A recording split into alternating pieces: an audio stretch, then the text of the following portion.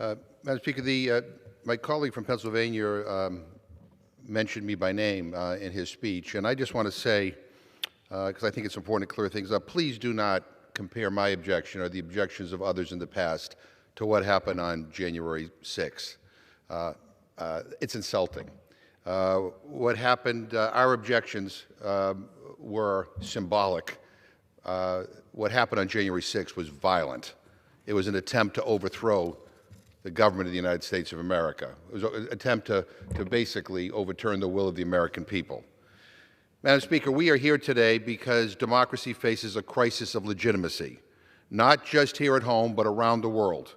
According to Freedom House, 2021 was the 16th consecutive year in which more countries declined in freedom than gained. Democracy's reach has ebbed and flowed through the decades, but it is clear that right now we are in a democratic recession. More countries are turning toward authoritarianism than ever before. Countries we had thought were free are losing ground. Even the United States, the global bastion of democracy, has been labeled a backsliding democracy for the first time in our history.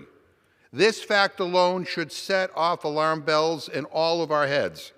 I've seen what happens when democracies fall, and I've seen the good that can come when the United States upholds democratic values around the world. We can't preach democracy abroad when democracy is under attack at home.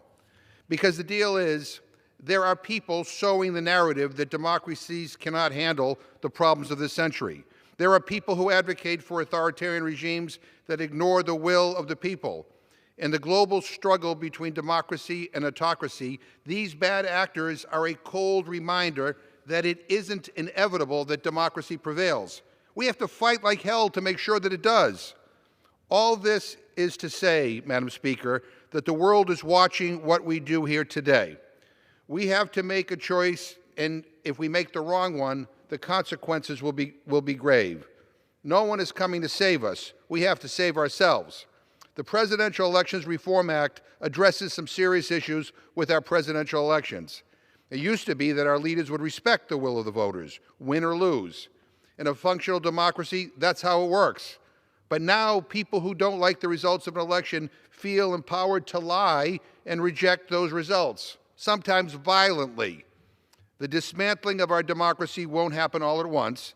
It will continue to erode bit by bit until one day we'll look around and see that it's too late.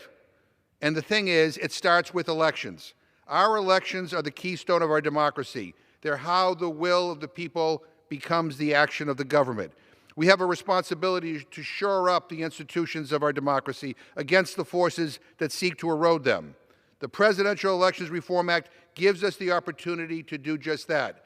This bill is about strengthening democracy, prohibiting election officials from refusing to certify elections, clarifying that the Vice President can't just throw away Electoral College votes, ensuring states only send one accurate election certificate to Congress so we don't see illegal, fraudulent slates of electors like we did in 2020.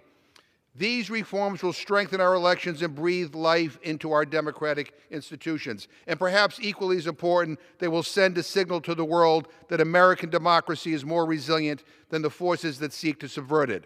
Now, I know that sometimes when we talk about things like democracy or democratic institutions, it sounds abstract and lofty. But let me be perfectly clear. There is nothing abstract about this. If we cannot ensure free and fair elections, we can't ensure a free and fair society.